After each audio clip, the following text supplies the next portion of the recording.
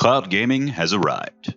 This has been a feature that's been talked about since before the Xbox One's release, and as of September 14th, Microsoft is finally sending the games right to the tiny TV in your pocket. But how does it work, and how well does it work? Who better to answer that than some nerd dad you've never heard of? Before you can start playing your Xbox games on not your Xbox, you're going to need a few things, no matter what or where you're playing on. To start, you'll need a subscription to Xbox Game Pass Ultimate. I'm not going to do too much shilling for Microsoft on this one. Going to have to pay me for that one, Mr. Gates. But Game Pass is a pretty good deal. There's lots of games included, and the Ultimate gets you gold and PC subscriptions in addition to the cloud gaming, so it might be a good deal even if you don't feel like playing a game made for a big screen while you're waiting for your grocery pickup at Walmart. You've probably already got an Xbox and a controller if you're thinking about how to play it while it's still at home. Grab that controller if that's the case. We'll need to check it for something later on. Next, check out your phone. If you're watching this on your phone, at this time, if you're looking to play Xbox Cloud Gaming on something portable, you'll need an Android phone or tablet.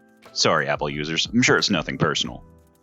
I don't have minimum specs here because, cell phones, but I'm doing my cloud gaming on a Galaxy Note 10. I dusted off my old Galaxy S6 to see if it could handle the load, and going off of just the eye test, it was performing just as well as the Note 10. A good internet connection is going to be way more important here than which specific phone you're using. If you've still got that controller nearby, let's have a look at it. What you're looking for here are notches nearby the big white button at the top. This button should be sitting in between those notches. If it doesn't have those notches, then your controller already has Bluetooth capacity built in. Hold down the pair button at the top of the controller by the USB micro port. Pair it under the Bluetooth options menu on your phone, and set the controller aside until you launch the game from the Xbox Game Pass app. The white button on your Xbox controller is sitting between those two notches, then you have one of the older models that doesn't have Bluetooth capability. You may not be completely out of luck though. My Galaxy S10 came with a USB-C to USB-A adapter, and assuming you've got one of the USB micro cables that comes with everything these days. One for this phone, for the kid's tablet, one for this tape measure, this murder weapon, one for the other kid's tablet. You may be able to hook the controller up to your phone using the red adapter. Your results will probably vary on this one. Not all phones can use these adapters. If you haven't already, go ahead and download the Xbox Game Pass app from the Google Play Store or the Galaxy Store. It'll ask you to sign in with your Xbox Live information, and then you'll be at the game selection screen. On this screen, select the game that you want to play, press play, and after about 30 seconds of loading, your game will be ready to play as if you were on your Xbox console. So now that we've answered how it works, let's get to the question we really want to answer. How well does it work? Is it time to ditch your console? Nah. No. So, honestly, I've used this thing for about an hour and a half so far. It's a fairly new experience. Going mobile with Xbox Game Pass, though, it's largely going to depend on two things: which games you choose to play and the quality of your internet connection. If you've got game streaming is going to look pretty good so long as you have realistic expectations.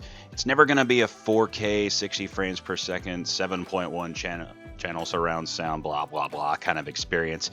It's going to feel like you're playing your game on an older, smaller TV. A pretty common streaming experience is lower quality when everything hasn't loaded correctly or when the connection is slow. With audio, this comes out as a lower quality sound like you're listening to your music through a drive-through speaker. And the video manifests as something of a bit of random pixelation, fuzzy image.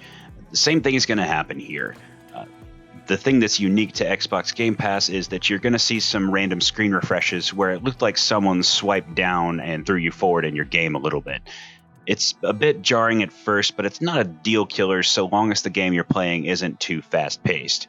You're probably going to survive the mob attacks on Minecraft Dungeons, but the combination of those refreshes and controller lag, the latter of which is difficult to avoid with cloud streaming, it means that you're probably going to hit that wall in Forza Horizon 4.